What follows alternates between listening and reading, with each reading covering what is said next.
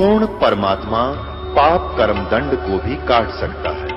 अभी तक जिस भी संत व महापुरुष से मिले उन्होंने यही बताया कि पाप कर्म फल भोगने से ही समाप्त होगा। वो प्रभु कौन है जो पाप कर्म को काट देता है, वो काल के बंधन से छुड़वा देता है। उसका क्या नाम है, पूजा की विधि क्या है? कृपया अवश्य सुनिए जगत गुरु तत्वदर्शी संत रामपाल जी महाराज के अमृत वचन। अब आपको दिखाते हैं ऋग्वेद मंडल नंबर 9 सूक्त नंबर 86 का और 26 और 27, ऋग्वेद मंडल नंबर 9 सूक्त 82 का 1, 2, 3। अब समय के अभाव के कारण इसको आपको बहुत शॉर्ट में समझाएंगे। ये देखिएगा, ऋग्वेद मंडल नंबर 9, प्रकाशक हैं सार्वदेशी कार्य प्रतिनिधि सभा, मेयर सिद्धांत भवन, रामलीला मैदान, नई दिल्ली से। और ये छपा कहाँ से? यहाँ से, प्रिंस ऑफसेट प्रिंटर्स, मंडल नंबर 9 सूक्त नंबर 86 का। ऋग्वेद मंडल नंबर 9 सूक्त नंबर 86 और मंत्र नंबर 26। यज्ञ करने वाले यजमानों के लिए परमात्मा सब रास्तों को सुगम करता हुआ उनके विघ्नों को, उनके संकटों को मर्दन करता है, नाश कर देता है और उनको पवित्र करता हुआ और अपने रूप को सरल करता हुआ, साकार हुआ, अपने रूप को सरल करता हुआ हल्का तेज पुंज का रूप बनाकर आता है। वह कांतिमान परमात्मा। इन्होंने कवि का अर्थ सर्वज्ञ कर दिया। यहाँ लिखना था वो कबीर है, वो कबीर देव है। ये कबीर शब्द है, हम इसको कबीर कहते हैं। कबीर वह को वह बोलते हैं। इसका अर्थ इन्होंने कवि कर दिया और कवि बनाकर इसका अर्थ कर दिया सर्वज्ञ। यहाँ लिखना था कबीर देव। इन्हीं के शब्दों में पुण्यात्माओं, परमात्मा ने आपका जो जन्म अब दिया है मनुष्य का, स्त्री या पुरुष का, धन्य आपके माता पिता को जिनसे जन्म हुआ, क्योंकि अब हम परमात्मा को आसानी से पहचान सकते हैं। हम शिक्षित हैं और इन अज्ञानियों ने जो अनर्थ कर रखे हैं उनको हम आसानी से समझ जाएंगे कि यहाँ इन्होंने गड़बड़ कर दी, जान बूझ गए। और आज शिक्षा का यदि कोई लाभ है तो भगवान पाने में सहयोग है, अन्यथा इस शिक्षा की कति आवश्यकता नहीं थी। इसने बेईमान बना दिए, हम एक दूसरे के शत्रु बना दिए। 24 घंटे मन में दोष रहता है और उसको अब सेट करने में बहुत समय लग रहा है हमारे को, लेकिन अब हो जाएगी, सारी सेटिंग भी हो जाएगी, ज्ञान हो जाएगा, परमात्मा से हमें घना लाभ मिलने लग जाएगा, तो हम सब बुराइयां त्याग देंगे।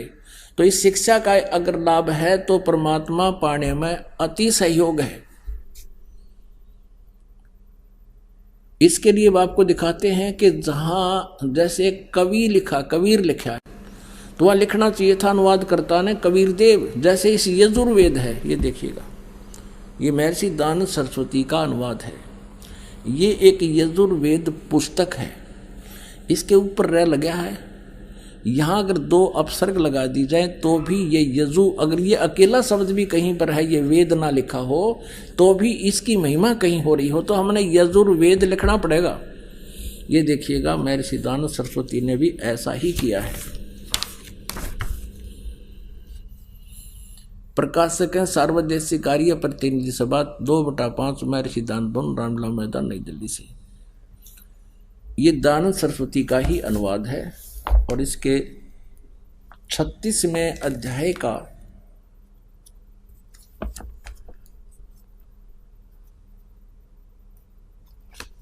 ये देखो,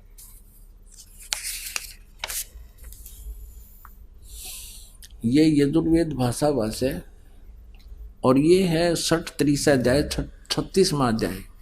इसके प्रथम मंत्र में लिखा है रचम वाचम परपधे मनो यजु। ये यजु लिखा है, यजु, और ये यजुर्वेद की महिमा है।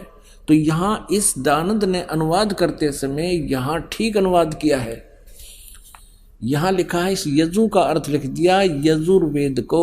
ओह, बहुत ठीक किया।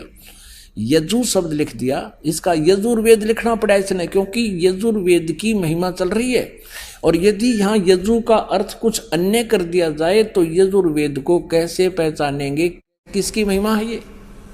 ठीक इसी प्रकार अब हम आते हैं ऋग्वेद में। इसी प्रकार अब हम ऋग्वेद में जहाँ परमात्मा कबीर, इन्होंने कबीर लिख दिया, कबीर को कवि कर दिया, उसका अर्थ सर्वज्ञ कर दिया, गलत कर दिया। यहाँ लिखना था वो कबीर देव है, वो कबीर साहब। हम कबीर साहब के देव माने साहब कहो, भगवान कहो, अल्लाह कहो। ये देखिए ऋग्वेद। अब हम ऋग्वेद पर आते हैं, क्योंकि बीच में ये कंसेप्ट क्लियर करना था, इसलिए यजुर्वेद लिया था बीच में। ये वही है, यहाँ से ये छपा है, प्रकाशक है। अभी हम पढ़ रहे थे इसको, वही है। ये देखिएगा ऋग्वेद मंडल नंबर 9 सूक्त 86 का मंत्र हम 26 पढ़ रहे हैं। देख कितना स्पष्ट है इसमें। ये कबीर लिखा, कबीर अत्यय, तो इसको इन्होंने ऐसा लिख दिया, 2 अपसर्ग लगा दिए, तो फिर भी यहाँ लिखना था वो कबीर देव, कबीर देव लिखना था। जैसे ये है ऋग्वेद मंडल नंबर 9 सूक्त 20, इसका मंत्र नंबर 1 में यहाँ लिखा है वो कबीर देव, कबीर देव, वो कबीर देव। ये कबीर साहब लिखना चाहिए था, कबीर परमेश्वर। तो यहाँ केवल कबीर लिखा है, तो अभी ये कबीर देव ही लिखना पड़ेगा। यज्ञ करने वाले यजमानों के लिए परमात्मा, यज्ञ करने वाले यजमानों माने साधना करने वाले भक्तों के लिए परमात्मा सब रास्तों को सुगम करता हुआ उनके विघ्नों को मर्दन करता है, उनके संकटों का नाश कर देता है और उनको पवित्र करता हुआ और अपने रूप को सरल करता हुआ वह कांति में, यानी परमात्मा कबीर देव, वो लिखना था वह कबीर देव, कबीर साहब विद्युत के समान क्रीड़ा करता हुआ, यानी बहुत शीघ्र गति से चलता हुआ वर्णीय पुरुष को प्राप्त होता है, श्रेष्ठ अच्छी आत्मा को मिलता है, गति करके वहां से चल कर आता है। ये देखिएगा अब 27 में ऋग्वेद मंडल नंबर 9 सूक्त नंबर 86 मंत्र 27 में क्या कहा है कि प्रेम की वे, हम यहां लिखेंगे जो परमात्मा प्रकाश पुंज परमात्मा, फिर यहां जो परमात्मा ध्रुवलोक के तीसरे पृष्ठ पर विराजमान है, एक देशीय है, एक स्थान पर रहता है। ध्रुवलोक के उस तेजो में लोक के सतलोक के तीसरे पृष्ठ पर विराजमान है, वो प्रकाश रूप है, यानी एक देशीय हुआ वो परमात्मा ऊपर तीसरे ध्रुवलोक के यानी उस सतलोक के तीसरे पृष्ठ पर तीसरे स्थान पर विराजमान है, एक देशीय हुआ। आगे देखो, अब आपको दिखाते हैं ऋग्वेद मंडल नंबर 9 सूक्त नंबर 82 और मंत्र 1 2 3 में। ये देखिएगा ऋग्वेद मंडल नंबर 9 सूक्त नंबर 82 और यहाँ आते हैं मंत्र नंबर 1। देखना कितना स्पष्ट लिखा है कि जो सर्व उत्पादक प्रभु, यानी सबकी उत्पत्ति करने वाला प्रकाश रूप, अरुष माने वो साकार परमात्मा, सद्गुणों की वृष्टि करने वाला, हरि माने पापों का हरण करने वाला। अरियुदानंद मठ कह रहा था मेरा पाप नाश नहीं करता, या फिर लिख रहे हैं पापों का हरण करने वाला, पापों का नाश करने वाला, वह राजेव, राजा के समान। ये देखना हम 269 यानी 269 पे, और यहाँ पर लिखा है कि वो राजेव, राजा के समान। इसका शेष है 270 पे, ये है शेष 270 पे। ऋग्वेद मंडल नंबर 9 सूक्त 82 का मंत्र हम 1 पढ़ रहे हैं, 270 पे। राजा के समान दर्शनीय है, दर्शनीय देखने योग्य है, राजा के समान साकार है, मनुष्य दृश्य है, वह पृथ्वी आदि लोक लोकांतरों के चारों ओर शब्दमान हो रहा है। वह वर्णीय पुरुष को, ओह श्रेष्ठ, वर्णीय माने श्रेष्ठ भक्त पुरुष को, व्यक्ति को, जो दृढ़ भक्त है उसको पवित्र करता हुआ प्राप्त होता है। जिस प्रकार विद्युत स्नेह वाले स्थानों को आधार बनाकर प्राप्त होता है, और वो उसका उद्देश्य क्या होता है ये देखिएगा दूसरे मंत्र में। वो किस उद्देश्य से आता है वो परमात्मा, ये कबीर शब्द है यहाँ पर। कबीर मूल पाठ में कबीर वेदस्य, ये परमात्मन उपदेश करने की इच्छा से आप महापुरुषों को प्राप्त होते हो, सच्चा ज्ञान देने के लिए आते हो, और आप कांति अत्यंत गतिशील पदार्थ के समान हमारे आध्यात्मिक यज्ञ को प्राप्त होते हो। यानी अत्यंत गतिशील पदार्थ के समान, यानी बिजली जैसी गति से आप चलते हो। आप ये फिर सर्वज्ञ लिख दिया, आप कबीर देव हैं, आप कबीर साहब हैं, शुद्ध स्वरूप हैं। आगे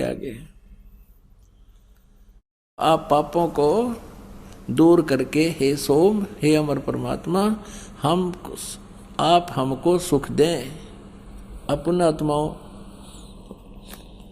इसमें स्पष्ट कर दिया है कि वो परमात्मा राजा के समान देखने योग्य है। राजा तो मनुष्य जैसा ही होता होगा, और कौन सा वो पत्थर जैसा होता है।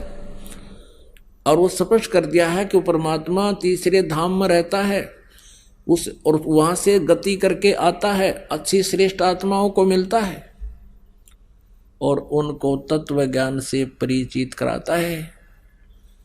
वो किस किस को मिला? हम सुल्तानी नानक तारे दादू को उपदेश दिया, जात जुलाहा भेद न पाया, काशी मोहे कबीर हुआ। वो परमात्मा किन किन अच्छी आत्माओं को मिले? आदरणीय धर्मदास साहिब जी को मिले, आदरणीय मलुकदास साहिब जी को मिले, आदरणीय नानक साहिब जी को मिले, आदरणीय दादू साहिब जी को मिले, आदरणीय गरीबदास साहिब जी गांव छुड़ानी जिला झज्जर हरियाणा वाले को मिले, आदरणीय गीसा संत साहिब खेखड़ा वाले को मिले, उत्तर प्रदेश मेरठ जिला में खेखड़ा गांव है। वो परमात्मा इन महापुरुषों को मिले जो इस दास के नॉलेज में है, और उनको वही ज्ञान दिया जो परमात्मा ने स्वयं आकर के कबीर देव जी ने 600 साल पहले लिखा था। और वही उसी ज्ञान का आज समर्थन हमारे सभी सदग्रंथ कर रहे हैं कि परमात्मा सहशरीर है, उसका नाम कबीर है, वो मनुष्य दृश्य है। तो पुण्यात्मा, आज तक हम अपने सदग्रंथों के खजाने से परिचित नहीं हुए, जिस कारण से हम इन अज्ञानी ऋषि महर्षि इनकी दंत कथाओं पर आधारित रहे और भगवान के लाभ से वंचित रहे। हम भिखारी बन गए, हम चोर और जवारी बन गए। परमात्मा जो सुख देगा, परमात्मा जो आपको बेनिफिट देगा, आपको किसी तरीके से नहीं हो सकता। मान लीजिए कि आपके भाग्य में धन नहीं है और आप चेष्टा करते हो धन कमाने की, तो आप 2 नंबर का काम करोगे। 2 नंबर के काम से या चोरी से, ठगी से, मिलावट से, जो भी तुमने किया, मान लीजिए आपने पैसा इकट्ठा कर भी लिया, आपके भाग्य में तो है नहीं, वो रह नहीं सकता, वो पैसा जाएगा और आपके पास वो केवल पाप रह जाएंगे, धन रहेगा नहीं। जैसे एक व्यक्ति ने बताया कि जी मैं बहुत निकम्मा आदमी था, बहुत ही ज़्यादा गलत तरीके से धन कमाया करता था, 2 रुपये के आइटम लाता था, ओरिजिनल कह के बेचता था, 35-35 के 30-30 रुपये की। फिर क्या हुआ कि मेरा पुत्र, इकलौता पुत्र रोग से ग्रस्त हुआ, आसपास के लोकल डॉक्टरों को दिखाया, कोई राहत नहीं मिली। फिर झाड़ फूक वालों का फंस गया, लाखों रुपये खराब किए। अंत में फिर चेक कराया तो उसके दोनों किडनी खराब पाई, कंडेम होगी। ऐसे अपने रिश्तेदारों से किसी से किडनी वगैरह डोनेट करवा के 3.5 लाख रुपए, आज से 15 साल पहले की बात, 16 वर्ष पहले की बात है, 3.5 लाख रुपए लगे और वो किडनी बदलवाई, गुर्दा चेंज कराया, लड़का स्वस्थ हो गया, राहत की सांस ली। 6 महीने के बाद वो लड़का बस दुर्घटना में मृत्यु को प्राप्त हो गया। ओए होए, जिस बच्चे के को सुखी देखने के लिए, जिस बच्चे को मैं धनी बनाने के लिए और दुनिया को लूटा करता था, वो लूटा हुआ पैसा भी नहीं रहा और बेटा भी नहीं रहा। अब फिर इस दास ने बताया कि तेरे पास क्या रहा, तेरे पाप कर्म रह गए, वो तना अभी भोगने बाकी है, और वो 2 नंबर से किया हुआ पैसा भी नहीं रहा और वो बेटा भी खो दिया इन पापों के करने से। तो पुण्यात्माओं, आप इस परमेश्वर कबीर जी पर विश्वास करके देखना और कुछ दिन सत्साधना करके देखना, आपके भाग्य में ना होगा तो भी परमात्मा आपको देगा। अब कहते हैं जय तुझे धन भी चाहिए तो मेरी साधना कर, इतना धन दे दूंगा तेरे सूत में नहीं आओगा। लेकिन पुण्यात्माओं,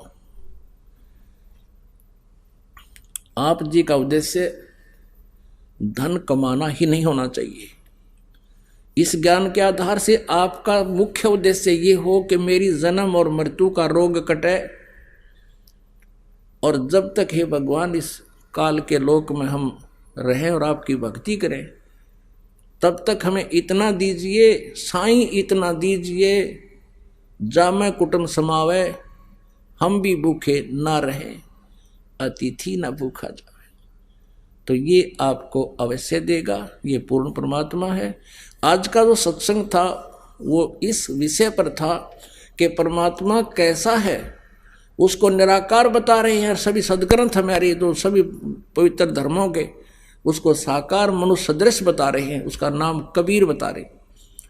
अब एक पवित्र धर्म का ग्रंथ जो गुरु ग्रंथ साहिब है सिख धर्म का, तो उसमें भी स्पष्ट लिखा है कि वो परमात्मा कबीर है और शरीर है, वो साकार है। जैसे नानक साहिब जी को परमात्मा मिले थे, उन्होंने बनारस में जाकर देखा था और गुरु ग्रंथ साहिब के 24 पृष्ठ पर लिखा हुआ है, फाई सूरत मुल्क की वेश ए ठगवाड़ा ठगी देश, ये खरा सियाणा भोता भार, ये धानक रूप रहा करतार। बोलो सतगुरुदेव सत साहेब।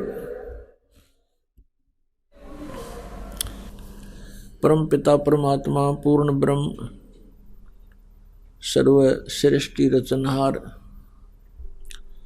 सर्व कष्ट हरणहार, अंगारी बंभारी बंदी छोड़ पाप नाशक, ये परमात्मा परम अक्षर ब्रह्म है। उनका वास्तविक नाम कबीर देव है, अल्लाहु अकबर है। उसको हक्का कबीर भी कहते हैं। हक्का कबीर, अल्लाहु अकबर, कबीर देव, ये उसी परमात्मा के भाषा भिन्न नाम हैं। वो परमात्मा सतलोक से चलकर यहाँ अपनी प्यारी आत्माओं को कष्ट से मुक्त करने के लिए, काल के बंधन से मुक्त करने के लिए, आत्मा को भक्ति धन से धारण पोषण कराने के लिए, इसका परिपूर्ण करने के लिए वो परमेश्वर स्वयं ही आते हैं। उनका नाम कबीर देव है, हम उसे कबीर साहब कहते हैं। वो परमेश्वर इस कलयुग के अंदर सन 1398 में विक्रमी संवत 1455 जेठ उत्तरते की पूर्णमासी यानी ज्येष्ठ सुदी पूर्णिमा को भारतवर्ष की पवित्र भूमि, पवित्र काशी शहर के अंदर एक लहर तारा नामक तालाब के अंदर विकसित कमल के फूल के ऊपर विराजमान हुए थे, एक नवजात शिशु का रूप धारण करके।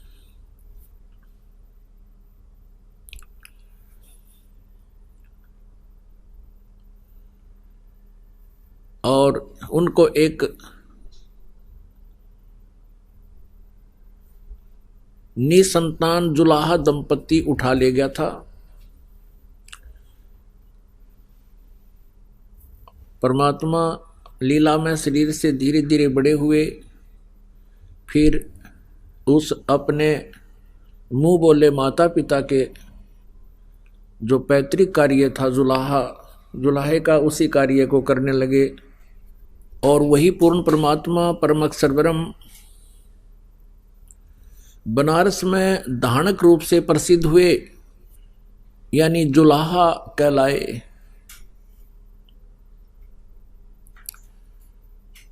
पुण्यात्माओं, आप सभी काल के जाल में फंसे हुए हो। यहाँ का जो मालिक है, यहाँ का जो स्वामी है 21 ब्रह्मांड का, ये काल भगवान है। और हम अपनी गलती के कारण इस काल के जाल में फंस गए। हम सभी आत्माएं उस परम अक्षर ब्रह्म की हैं, हम सभी उसके बच्चे हैं। हम उस परमेश्वर के वचन से उत्पन्न हुए हैं, उन्हीं के शरीर से हम बाहर आए हैं। और हमें आत्मा का रूप परमात्मा ने ही दिया है। हम परमेश्वर कबीर जी के बच्चे हैं। जैसे किसी माता पिता का कोई संतान, बेटा या बेटी, किसी भी कारण से कुमार्ग पर चल पड़ता है, माता पिता को ज्ञान होता है कि भविष्य में इसके साथ कितनी आपदाएं आएंगी, इसके ऊपर ये कितना कष्ट उठाएंगे। जिस कारण से वो माता पिता बड़े चिंतित होते हैं और हर संभव प्रयत्न करते हैं किसी प्रकार भी उन बच्चों को फिर से हम सुमार्ग पर लाएं। उसके लिए उन्होंने कितना ही कुछ भी क्यों ना करना पड़े, अपनी सामर्थ्य के आधार से वो पूरा प्रयत्न करते हैं। लेकिन फिर भी वो नालायक बालक नहीं मानते हैं, तो भी माता पिता चिंतित ही रहते हैं, उनके भविष्य का उनको पता होता है। ठीक इसी प्रकार परमेश्वर कबीर देव जी वो पूर्ण परमात्मा हमारे लिए सदा चिंतित रहते हैं कि काल ने इनको यहां त्रिगुणमयी माया का नशा करा दिया और इस काल के ब्रह्मांड रूपी कुएं में, इस ब्रह्मांड रूपी कुएं में ये त्रिगुणमयी माया रूपी भांग डाल दी काल ने। और इस भांग के नशे में आप जी सभी के सभी परमात्मा को भूलकर इसी गड्ढे में पड़े हुए हो। परमेश्वर कबीर देव जी कहते हैं, कबीर ये माया अटपटी, सब घट आण अड़ी, और किस किस को समझाऊं, या तक कुएं भांग पड़ी। पुण्यात्माओं, आप जी यहां पर जिस वस्तु की डिमांड करते हो, परमात्मा से जो कुछ भी मांगने आते हो, वो क्या मांगते हो? जब तक आपको तत्व ज्ञान नहीं होता तब तक क्या डिमांड करते हो? निसंतान संतान की इच्छा लेकर ही यहां आते हैं। और कोई निर्धन है जिसके पास धन नहीं है, वह केवल धन ही मांगने आता है। किसी को कोई बीमारी, कष्ट, रोग या कोई अन्य प्रेत बाधा है, पितृ बाधा है, या देव के कारण कोई कष्ट है, तो उसका निवारण ही लेकर आते हैं, उसकी निवारण की इच्छा ही लेकर यहाँ आते हैं। पुण्यात्माओं, जिस समय आप जी को ये तत्व ज्ञान समझ में आएगा, तत्व ज्ञान हो जाएगा, उस समय आप ये डिमांड भूल जाओगे। कौन सी डिमांड? नंबर 1 संतान की, और नंबर 2 घने धन प्राप्ति की। तीसरी जो आपकी इच्छा है कि आपके ऊपर कोई प्रेत बाधा है, कोई पितृ बाधा है, कोई देव का प्रकोप है, ये इसका निवारण आपका ठीक है। ये अवश्य, इसके कारण भी यहाँ आने वाले को बहुत लाभ मिलेगा। अब सीधे से शब्दों में ये दास ये कहना चाहता है कि कोई भी प्राणी किसी भी आशा या इच्छा या किसी भी कष्ट या संकट के कारण परमात्मा के दरबार में आ जाते हैं। धन्य है वो प्राणी और धन्य है उनके माता पिता जिनसे जन्म हुआ, क्योंकि यहां आने से आपको तत्व ज्ञान होगा, पूरा अध्यात्म ज्ञान हो जाएगा, सभी कर्मों से आप परिचित हो जाओगे और फिर आप जिस इच्छा को लेकर आए हो उन इच्छाओं को भी परमात्मा से पाओगे, वो भी पूर्ति होगी। लेकिन वो कितनी होगी? जो आपके हित में होगी। जो आपके हित में नहीं होगी वो इच्छा आपकी यहां पूर्ण नहीं होगी। भले ही आप जी ये सोचते रहोगे कि मुझे ऐसा होना चाहिए था, मुझे ये होना चाहिए था, वो आपकी अपनी सोच होगी। परमात्मा क्या करेंगे वो परमात्मा ही जाने। जैसे एक रोगी व्यक्ति किसी अच्छे डॉक्टर के पास जाता है और वहां जाने के बाद फिर वो डॉक्टर को समर्पित हो जाता है। वो डॉक्टर फिर जो भी ट्रीटमेंट करता है उस मरीज के हित में ही करता है।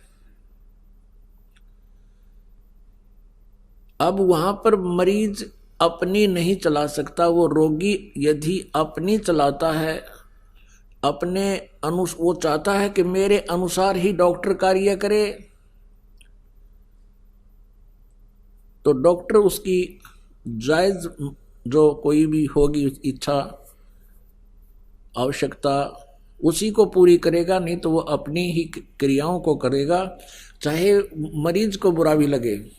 अब जैसे डॉक्टर को लग रहा है कि इसकी जान जाएगी और टांग काटनी पड़ेगी जिससे इसका जीवन बचेगा, तो डॉक्टर उस कार्य को करेगा ही करेगा। आपकी राय अवश्य लेगा कि तू मरना चाहता है या जीवन चाहता है, तो जीवन चाहता है तो तेरी टांग काटनी पड़ेगी। तो फिर वो मरीज भी स्वीकृति दे देता। वैसे तो रोगी नहीं चाहता कि मेरी टांग कटे, लेकिन जीवन रक्षा के लिए वो टांग कटवाना भी उचित ही समझता है और बिल्कुल ठीक है। ठीक इसी प्रकार पुण्यात्माओं, आप यहाँ परमात्मा के दरबार में आए हो और ये वो हॉस्पिटल है जो आपके जन्म और मृत्यु के रोग को नाश करेगा, समाप्त करेगा। और जब तक जन्म और मृत्यु का रोग आपका नष्ट नहीं होगा तब तक आप सुखी नहीं हो सकते। श्रीमद् भगवत गीता अध्याय नंबर 18 के श्लोक नंबर 62 में कहा है गीता ज्ञानदाता ने कि अर्जुन तू सर्वभाव से उस परमेश्वर की शरण में जा जिसकी कृपा से तू परम शांति को और सनातन परम धाम को प्राप्त होगा, शाश्वत स्थान को। गीता जी अध्याय नंबर 15 के श्लोक नंबर 1 से 4 में कहा है कि पूर्ण परमात्मा के प्राप्ति के लिए तत्वदर्शी संत की आवश्यकता है। गीता जी अध्याय नंबर 4 के श्लोक 34 में कहा है कि उस परमात्म तत्व को यानी तत्व ज्ञान को तू तत्वदर्शी संतों से समझ। गीता जी अध्याय नंबर 15 के श्लोक नंबर 1 में उस तत्वदर्शी संत की पहचान बताई है कि ऊपर को जड़ और नीचे को तीनों गुण रूपी शाखा वाला ये संसार रूपी उल्टा लटका हुआ एक संसार रूपी वृक्ष समझो, और जो संत इसके सभी विभाग पत्तों सहित बता देगा, स वेदवित, वह वेद के तात्पर्य को जानने वाला है, अर्थात वो तत्वदर्शी संत है। परमेश्वर कबीर देव जी स्वयं ही तत्वदर्शी संत की भूमिका भी यहां आकर करते हैं, एक अच्छे नागरिक की भूमिका भी स्वयं ही करते हैं, एक नेक शिष्य का रोल भी वो परमात्मा स्वयं ही करके दिखाते हैं, और एक अच्छे कवि के रूप में भी वो सुप्रसिद्ध होते हैं, क्योंकि वो अपनी महिमा की वाणी लोकोक्तियों के माध्यम से सुनाते बोलते हैं, जिस कारण से वे कवि भी कहलाते हैं, लेकिन वो होते हैं परमेश्वर। तो परमेश्वर ने बताया है अपनी अमृत वाणी में, सच्चिदानंद घन ब्रह्म की वाणी में, कबीर वाणी में। कबीर अक्षर पुरुष एक पेड़ है, निरंजन वा की डार, और तीनों देवा शाखा है ये पात रूप संसार। ऊपर को जड़ तो वो परमात्मा स्वयं है, जिससे सभी ब्रह्मांडों का धारण पोषण होता है। जैसे वृक्ष को जड़ से ही पूरा आहार मिलता है, टहनी, तना, डार, पत्ते सभी उसी से आहार प्राप्त करते हैं, वो सबका धारण पोषण करने वाला होता है। तो वो तो पूर्ण परमात्मा परम अक्षर ब्रह्म स्वयं कबीर देव जी है। जमीन से बाहर जो दिखाई देता है वो तना होता है, उसको अक्षर पुरुष कहते हैं। गीता जी अध्याय नंबर 15 के श्लोक 16 और 17 में तीन पुरुष बताए हैं, सरपुरुष, अक्षर पुरुष और परम अक्षर पुरुष। 8वें अध्याय के 3रे श्लोक में भी परम अक्षर पुरुष बताया है, जो तत्व ब्रह्म के बारे में जानकारी दी है। तो अक्षर पुरुष वो तना है, और मोटी डार जो है वो सर पुरुष है, सर पुरुष, जिसे ज्योत निरंजन भी कहते हैं, काल भी कहते हैं। उस काल के यानी सर पुरुष की फिर उस डार के 3 शाखाएं हैं, उसके पुत्र हैं रजगुण ब्रह्मा, सतगुण विष्णु, तमगुण शिव जी, और पात रूप हम संसार। तो यहां बताया है गीता जी अध्याय नंबर 15 के श्लोक नंबर 1 से 4 में कि जब तुझे तत्वदर्शी संत मिल जावे, इस अज्ञान रूपी अंधकार को और तत्व ज्ञान रूपी शस्त्र के द्वारा काट कर अर्थात इसको उस तत्व ज्ञान से समझकर उसके पश्चात परमेश्वर के उस परम पद की खोज करनी चाहिए, जहां जाने के बाद ये साधक फिर लौटकर कभी संसार में नहीं आते। और जिस परमेश्वर ने सारे ब्रह्मांडों की रचना की है, उसी की भक्ति करनी चाहिए, और ये सोच ले कि मैं उसकी शरण में हूं। गीता ज्ञानदाता कहता है वो परमेश्वर कोई और है, मुझसे भिन्न है, उसकी जानकारी मैं भी नहीं रखता, तत्वदर्शी संत बताएंगे। गीता जी अध्याय नंबर 7 के श्लोक नंबर 29 में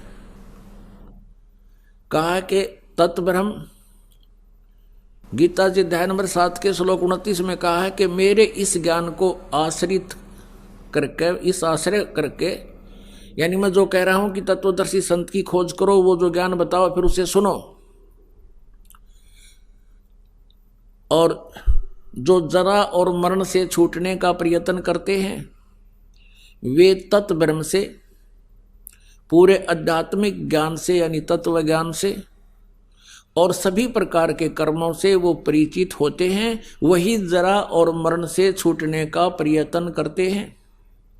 इस संसार की किसी भी वस्तु की डिमांड नहीं रखते। गीता जी अध्याय नंबर 8 के श्लोक नंबर 1 में अर्जुन ने पूछा, हे प्रभु, आपने जो 7वें अध्याय के 29वें श्लोक में जिस तत्व ब्रह्म की जानकारी बताई है कि उसको जानकर और फिर अध्यात्म ज्ञान से परिचित व्यक्ति जरा और मरण से ही छूटने का, जरा माने वृद्ध अवस्था बुढ़ापा का दुख और मरण माने मृत्यु के, जो जरा और मरण से छूटने का ही प्रयत्न करते हैं वो उस तत्ब्रह्म को जान चुके होते हैं, यहाँ की किसी वस्तु की इच्छा नहीं करते। 8वें अध्याय के एक श्लोक में पूछा है, फिर किम तत्ब्रह्म, वो तत्ब्रह्म क्या है, ऐसी अनमोल वस्तु क्या है वो तत्ब्रह्म जो गीता ज्ञानदाता से भी अन्य है। तब गीता ज्ञानदाता ने 8वें अध्याय के 3 श्लोक में कहा है कि वो परम अक्षर ब्रह्म है।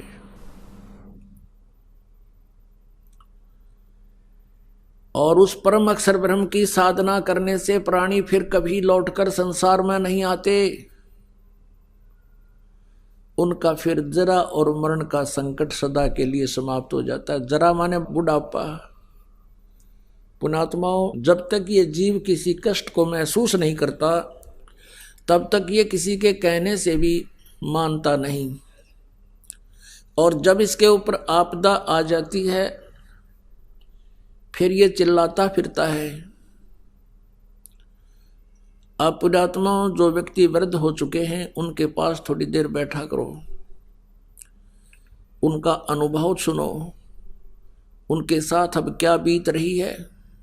पहले वो भी युवा थे, एक पल भी उनको चैन नहीं था, सारा दिन दौड़ धूप में रहते थे, और अब वृद्ध अवस्था में उनकी कितनी दुर्गति हो रही है।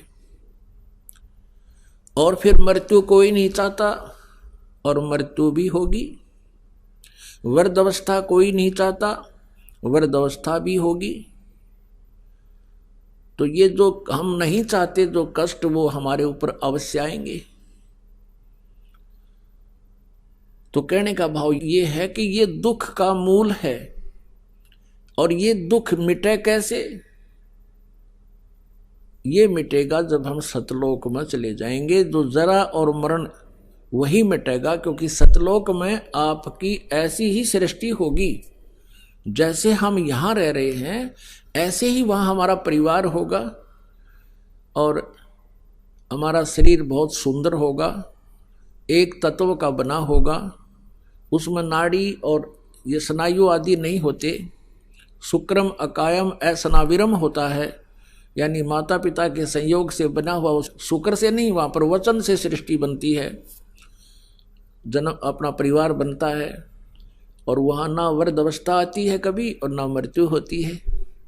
यहाँ इस पृथ्वी पर आप कितना ही बड़ा व्यवसाय बना लीजिए और कितनी बड़ी कोठी बना लीजिए और कितना ही बैंक बैलेंस बना लीजिए, आपके साथ वो धोखा है। आप उसको अपने साथ ले जा नहीं सकते, आप उसको भोग नहीं सकते। तो फिर सारा जीवन बर्बाद करने का औचित्य क्या है आपका? मूर्खता, अज्ञानता, तत्वज्ञानहीनता। और जब आपको तत्वज्ञान हो जाएगा फिर आप परमात्मा से एक ही प्रार्थना किया करोगे, हे परमेश्वर हमारा पीछा छुटवाओ, हमारी जन्म और मृत्यु सदा के लिए नष्ट करो। हे प्रभु कहीं फिर से जन्म ना हो जावे। और मान लीजिए आपका, क्योंकि हम यही रहना चाहते हैं, हम मृत्यु नहीं चाहते, कंपलसरी होगी वह तो बाई फोर्स होगी, लेकिन उस समय भी इच्छा रह जाएगी किसी ना किसी वस्तु में, तो फिर हम दोबारा फिर जन्म होगा। जहां आशा ताबासा होवे और मन कर्म वचन सुमरियो सोए। अब जहां आपकी आशा रह जाएगी वहीं आपकी फिर दोबारा जन्म हो जाएगा। तो यहां परमात्मा हमें क्या बताना चाहते हैं कि जैसे आपके ऊपर कोई किसी प्रकार का भी कष्ट है, जैसे कोई प्रारब्ध में आपका दुख आ गया है और जिससे आप परेशान हो, आप यहां आ गए हो, परमात्मा अपने हिसाब से आपका वो बाधा दूर करेगा। ये वो समर्थ परमात्मा है, आपको 1 सेकंड में सब सुख दे सकता है। लेकिन हमारी आदत खराब है कि हम सुखी होते ही भगवान भूल जाते हैं, और जब हमारे ऊपर आपदाएं आती हैं फिर हम भगवान की खोज करते हैं। हमारी आदत बन गई है झाड़े फूंक करवाने की। हम हैबिचुअल हो गए हैं कि किसी पर कोई कष्ट हुआ, किसी ने जाके झाड़ा लगा दिया, बस झाड़ा लाने वाले को दे दिए 100 रुपये जो उसने मांगे, कुछ राहत मिल गई तो अच्छा है, नहीं तो वो अपने खुश हम अपने खुश, बस इतना काम है। लेकिन यहाँ ऐसा नहीं है। यहाँ आपका वो दीर्घ रोग काटा जाएगा जिसके लिए आपको रेगुलर ट्रीटमेंट की आवश्यकता पड़ेगी। और परमात्मा के दरबार में आने से जो इच्छाएं आपकी हैं वो तो सबतः पूर्ण होंगी। जैसे किसान गेहूं बीजता है, अपने आत्माओं आप इस तत्व ज्ञान से परिचित होजिए। इसलिए आपको रह रह कर बुलाया जाता है ताकि आपको इस ज्ञान से पूर्ण रूप से परिचित कराएं और आप फिर परमात्मा में रुचि रखें और विचलित ना हो। इसलिए आप जी को यहां बार बार बुलाया जाता है। अब परमात्मा के दरबार में आने से आपकी जो, जैसे किसान गेहूं बीजता है, उस किसान का गेहूं बीजने का उद्देश्य क्या होता है? सबसे पहला उद्देश्य तो उसका ये होता है कि मेरा परिवार भूखा ना रहे, हम भूखे ना मरे, हमारा पेट भरे। उसके बाद अब जैसे इस उद्देश्य से ही गेहूं बीजा जाता है,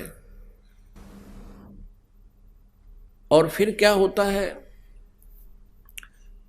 अब गेहूं बीज दिया तो सबसे पहले उसका तना उत्पन्न होता है, फिर उसके बाली आती है और बाली में फिर गेहूं होते हैं।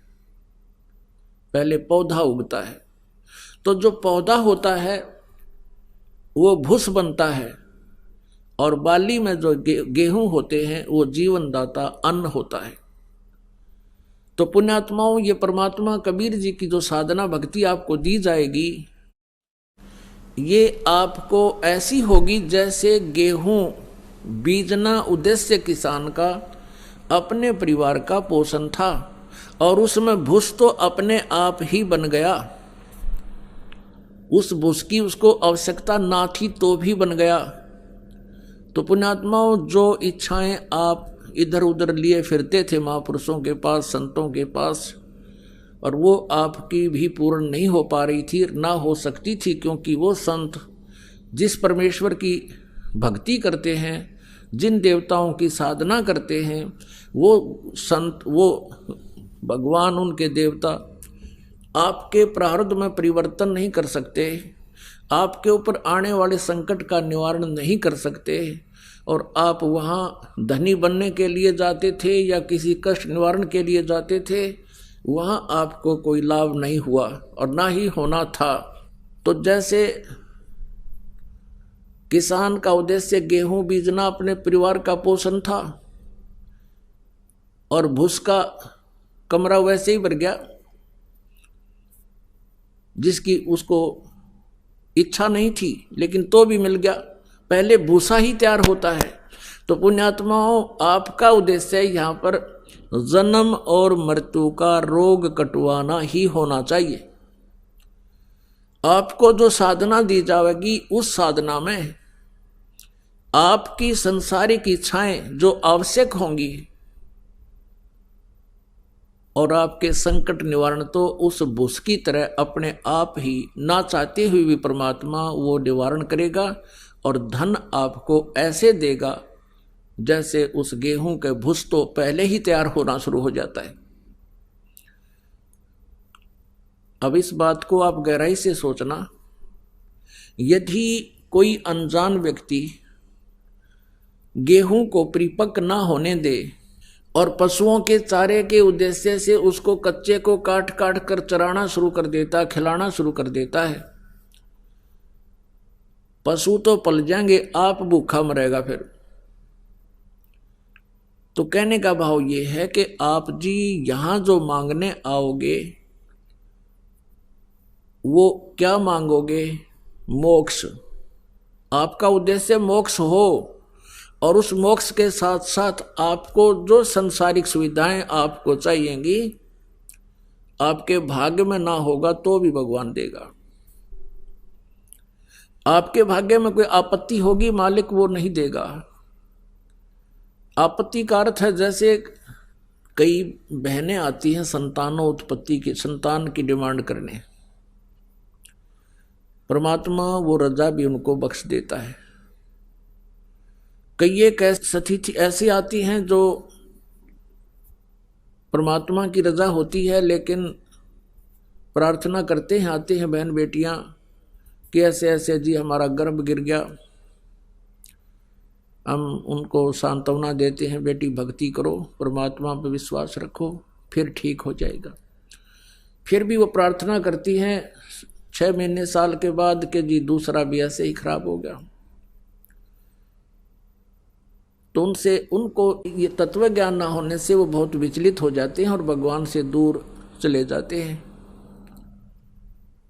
और मान लीजिए वहां उनको कृपा हो भी जा, कोई संतान उसके ठीक ठाक उत्पन्न होगी और वो संतान उसकी दुश्मन हो जाए आगे चल के।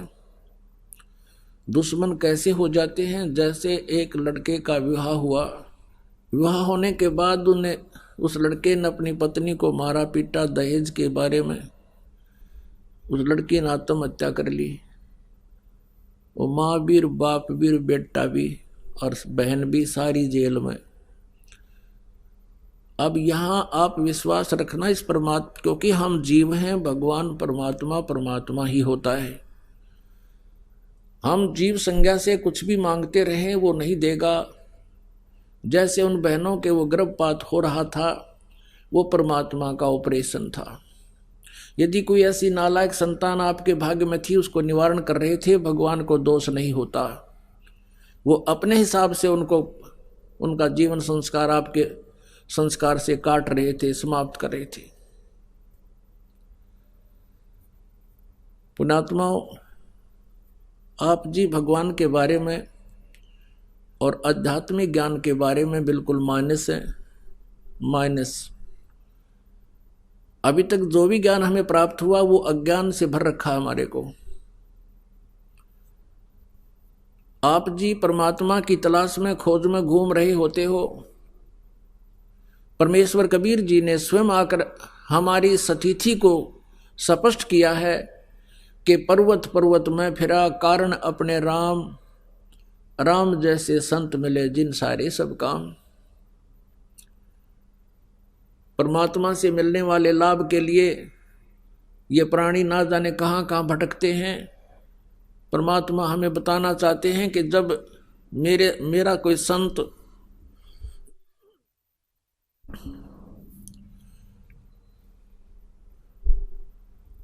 मेरे संत की शरण में जब आ जाते हैं तो उनके सभी कार्य शुरू हो जाते हैं, सिद्ध हो जाते हैं, प्रारंभ हो जाते हैं उनके। धीरे धीरे सारे कार्य, सब कार्य सिद्ध हो जाते हैं। उसके लिए बताया है कि राम जैसे संत मिले जिन सारे सब काम। तो पुण्यात्माओं, आपका उद्देश्य जो है वो बदल जाना चाहिए इस ज्ञान के आधार से। रही बात संकट निवारण की, ये तो नहीं रहेगा आपके ऊपर। उसके लिए थोड़ा सा आपने धीरज रखना होगा। धीरे धीरे रे मना धीरे सब कुछ हो, माली सींचे 100 गड़ा समय आए फल हो। जैसे एक आम का पौधा बीजा जाता है और उसमें गड्ढा बनाकर उसमें सिंचाई शुरू कर दी जाती है, सैकड़ों घड़े पानी के उसमें डालते रहते हैं, 1, 2, 3 वर्ष 4 वर्ष तक, फिर वो पौधा पेड़ बन जाता है। और जब वो आम का पेड़ बड़ा हो जाता है वो फिर फल देता है, और इतना फल देता है कि आप भी खा लो, पड़ोसी भी ले जाएं, साथ वाले, घर मकान वाले और रिश्तेदारों को भी भेज देना, वो खत्म नहीं होंगे। कहने का भाव ये है कि आज तक आप जो साधना कर रहे थे वो शास्त्र विदिता कर मनमाना आचरण कर रहे थे। आज का अर्थ है कि जो पहली बार इस परम अक्षर ब्रह्म की शरण में आते हैं, कबीर परमेश्वर की शरण में आते हैं, उससे पहले। और वो साधना क्या थी? आप जी ने जैसे किसी भी संत पंथ से उपदेश लेकर नाम जाप कर रहे थे, भक्ति कर रहे थे, वो बबूल बो रखी थी, किक्कर बो रखी थी, और उन अज्ञानियों ने आपको बता रखा था कि ये आम का पेड़ है। आप जी उसकी सिंचाई कर रहे थे, अर्थात पूजा कर रहे थे, काल की पूजा कर रहे थे, उस किक्कर की, बबूल की पूजा कर रहे थे, आम जानकर, यानी वो दयालु भगवान जानकर तुम काल की पूजा कर रहे थे। काल की पूजा कौन कौन सी है? ये पांचों नाम काल के जानो, जो राधा स्वामी पंथ में, जय गुरुदेव पंथ में जो प्रचलित है, ये पांचों नाम काल के जानो। आइए अब हम उन श्रद्धालुओं के अनुभव जानते हैं जो जगत गुरु तत्वदर्शी संत रामपाल जी महाराज जी से दीक्षा प्राप्त कर चुके हैं तथा उनके द्वारा बताए गए भक्ति मार्ग पर चल रहे हैं। बहन जी नमस्कार। सच्चाई। क्या नाम है आपका? भगतमती ममता दासी। कहाँ से आए आप? जिला उन्ना, हिमाचल प्रदेश। संत रामपाल जी महाराज जी से नाम दीक्षा कब लिया आपने? संत रामपाल जी महाराज जी से दीक्षा मैंने 8 मार्च 2014 में ली। संत रामपाल जी महाराज जी से नाम दीक्षा लेने से पहले आप क्या भक्ति साधना करते थे? संत रामपाल जी महाराज जी से नाम दीक्षा लेने से पहले मैं सभी देवी देवताओं की भक्ति करती थी, जैसे कि शंकर भगवान में ज़्यादा आस्था थी मेरी। तो फिर संत रामपाल जी महाराज जी की शरण में कैसे आना हुआ? संत रामपाल जी महाराज की शरण में आने का एक बहुत बड़ा कारण है, कारण नहीं मेरे लिए तो वरदान है। मुझे कैंसर हो गया था फरवरी में, मुझे मतलब मैं बीमार रहती थी, बीमार रहने के कारण मेरा बहुत बुरा हाल रहता था। मैं ऑफिस जाती थी, मतलब ऑफिस से मैं घर बहुत मुश्किल से पहुंचती थी, मेरे घर वाले बड़े परेशान रहने लगे। फिर वो आखिर में बोलते कि इसका मतलब टेस्ट करवाना पड़ेगा, ये बीमार क्यों रहती है, इसको दर्द होता क्यों है। फिर हमने टेस्ट करवाया तो टेस्ट वाले ने बोला कि इसको ऐसे ऐसे प्रॉब्लम है, इसको आप अच्छे से डॉक्टर को दिखाओ। हमारे यहीं उन्ना में एक प्राइवेट डॉक्टर हैं, उनको दिखाया। उन्होंने कहा, मेरे पापा के मुँह पर बोल दिया कि आपकी बेटी को ऐसे ऐसे कैंसर बन रहा है। मेरे को उन्होंने रूम से बाहर निकाल दिया, लेकिन मैंने सुन लिया। उस टाइम तो मेरे पैरों के नीचे से ज़मीन निकल गई कि हे भगवान ये क्या हुआ, क्योंकि मेरे मम्मी की डेथ 3 महीने पहले हुई थी। कि ये मेरे पापा के साथ क्या हो गया कि पहले मेरी मम्मी की डेथ, अब मुझे ये बीमारी, महीने में तो मैं भी ख़त्म हो जाऊंगी ऐसे ऐसे। पर मेरे पापा को मतलब यकीन था, वो संत रामपाल जी महाराज जी का सत्संग कई सालों से मतलब सुन रहे थे, 2-3 साल से सुन रहे थे, पर मतलब कभी बोला नहीं हमें, ना ही कभी गए खुद, पर बहुत ध्यान से सुनते थे। और जब हम घर आए उस दिन, तो पापा ने आके बोला कि वो डॉक्टर ने बोला था इनको पीजीआई ले जाओ, मतलब चंडीगढ़। पापा घर आए तो बोला कि अब हम मतलब पीजीआई नहीं जाएंगे, हम बरवाला जाएंगे। हम लोग सुबह ही बरवाला चले गए। बरवाला गए, हम लोग जैसे ही गए, हम अंदर गए, हमने भंडारा छका और दंडवत किया, गुरुजी के पास गए और गुरुजी को ऐसे ऐसे बताया कि गुरुजी मुझे ऐसे ऐसे प्रॉब्लम है, मेरे को डॉक्टर ने बोला आपको कैंसर है, आप पीजीआई चले जाओ। तो गुरुजी ने मेरे सर पे हाथ रखा और जोर से हंसे और बोले कोई बात नहीं बेटा आप जाओ। और मैं उसी टाइम फिर दंडवत किया और गुरुजी से फिर बोला कि गुरुजी ऐसा हो कि मुझे ना जाना पड़े। हम घर आ गए, मुझे फिर बिल्कुल कोई दर्द नहीं हुआ, मैं रोज ऑफिस जाने लगी। 1 हफ्ता मैं लगातार ऑफिस जाती रही, पर गुरुजी ने मेरे को जैसे बोला था कि आप जाओ पीजीआई, वही हुआ। तो आपको संत रामपाल जी महाराज से नाम दीक्षा लेने के बाद क्या लाभ हुआ? क्या आपकी कैंसर की बीमारी ठीक हो गई? जी। आपने संत रामपाल जी महाराज से नाम दीक्षा क्यों ली? क्या आपकी कैंसर की बीमारी ठीक करवाने के लिए? हाँ जी, मैंने कैंसर की बीमारी ठीक करवाने के लिए ही नामदान लिया था, पर बाद में जाके जब ज्ञान समझ में आया, पर फिर मेरे को लगा नहीं ये बीमारी नहीं, ये मेरे लिए वरदान था। संत रामपाल जी महाराज से नाम दीक्षा लेने से आपकी कैंसर जैसी बीमारी ठीक हो गई। हम आपसे ये जानना चाहते हैं कि संत रामपाल जी महाराज का सामाजिक सुधार में क्या योगदान है? संत रामपाल जी महाराज जी का सामाजिक सुधार में बहुत बड़ा योगदान है। उनके बताए हुए तरीके से, उनकी बताई हुई मैणी से हमारी शादी हुई। ये मेरे भगत जी हैं, विपिन दास। सर क्या नाम? मेरा नाम विपिन दास है। सर कहाँ से आए हैं आप? मैं डिस्ट्रिक्ट ऊना हिमाचल प्रदेश गांव बीटन से आया हूँ। सर क्या काम करते हैं? हमारा अपने काम है मैसन का। सर जिस तरह से समाज में बहुत सारी कुरीतियाँ फैली हुई है, जैसे कि दहेज प्रथा, आप संत रामपाल जी महाराज जी के शिष्य हैं, सर आप क्या कहना चाहेंगे?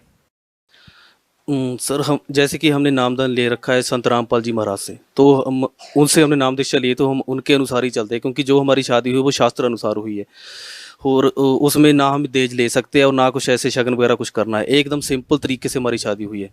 तो जैसे कि आपको पता है कि आजकल दहेज, इसके दाज दहेज के लिए कितनी लड़कियों को जलाया जाता है और इतने लोग दाज दहेज देते हैं, फिर भी मतलब उनकी लड़की खुश नहीं रहती है। और हमारे गुरुजी ने संत रामपाल जी महाराज ने ये सब जो दाज प्रथा, जो कुरीतियाँ जो ख़त्म कर दी है।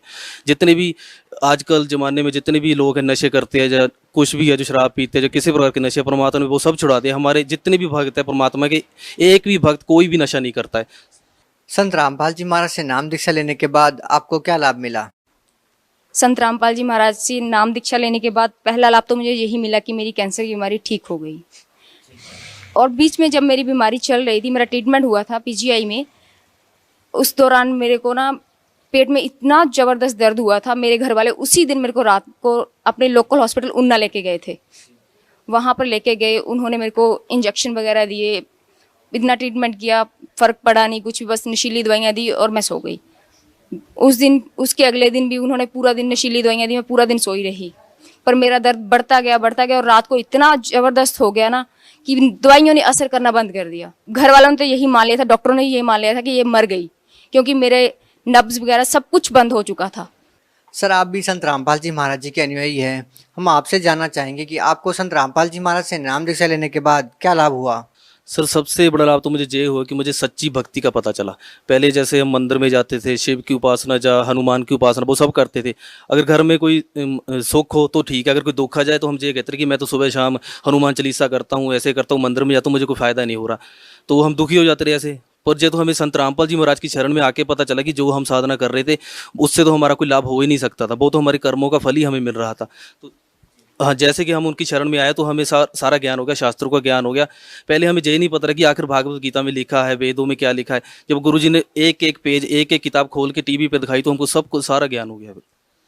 संत रामपाल जी महाराज से नाम दीक्षा लेने वाले श्रद्धालुओं के असाध्य रोग भी ठीक हो जाते हैं। सर आपको संत रामपाल जी महाराज से नाम दीक्षा लेने के बाद और क्या लाभ हुए? सतगुरु संत रामपाल जी महाराज ने मुझे सबसे बड़ा लाभ तो ये दिया, क्योंकि जब मेरा ट्रीटमेंट खत्म हुआ था, डॉक्टरों ने मेरे मुंह पे बोला था, मेरे साथ कोई नहीं था, अकेली गई थी मैं अपनी रिपोर्ट्स चेक करवाने। डॉक्टर ने बोला आपकी रिपोर्ट्स बिल्कुल ठीक है, आपको कोई प्रॉब्लम नहीं है। कहते पर मैं आपको बता देना चाहता हूँ, क्योंकि आप अडल्ट पर्सन हो, आपकी कल को शादी होगी, आपको सब कुछ पता होना चाहिए। मैंने पूछा डॉक्टर बता दो कि क्या प्रॉब्लम है। बोलते ऐसे ऐसे आपकी शादी, मैरिड लाइफ में कोई प्रॉब्लम नहीं आएगी, पर आप ममता आप ना कभी लाइफ में माँ नहीं बन सकते। 90% चांसेस है कि कभी नहीं बन सकते, 10% चांसेस है भगवान के पास। कहता कि आप देख लो आप। मैंने कहा ठीक है। फिर मैं घर आ गई, मैंने टेंशन लेनी छोड़ दी। अब मेरी शादी हुई है 7 फरवरी को, मेरी शादी को 4था महीना चल रहा है और मेरी प्रेगनेंसी है 3 महीने की अभी। सर आप भगत समाज को क्या संदेश देना चाहेंगे? सर वैसे तो संत रामपाल जी महाराज जो सत्संग में बताते हैं वो ही सबसे बड़ा संदेश है। तो हम भी यही कहना चाहते हैं कि अगर अपना उद्धार करवाना चाहते हैं, क्योंकि आजकल संत बहुत है, इसलिए सतगुरु की जरूरत पड़ी, क्योंकि संत इतने हो चुके हैं, अब सतगुरु की जरूरत पड़ी। और सतगुरु इस समय जगत गुरु तत्वदर्शी संत रामपाल जी महाराज जी, अगर उनकी शरण में आओगे तभी हमारा उद्धार होगा, नहीं तो हम जहीं के जन्म मरण में भटकते फिरते रहेंगे। आप भगत समाज को क्या संदेश देना चाहेंगे? मैं भगत समाज को यही संदेश देना चाहती हूँ कि आप सतगुरु संत रामपाल जी महाराज की शरण में आओ, उनसे नाम उपदेश लो, अपना कल्याण करो। जी बहुत बहुत धन्यवाद।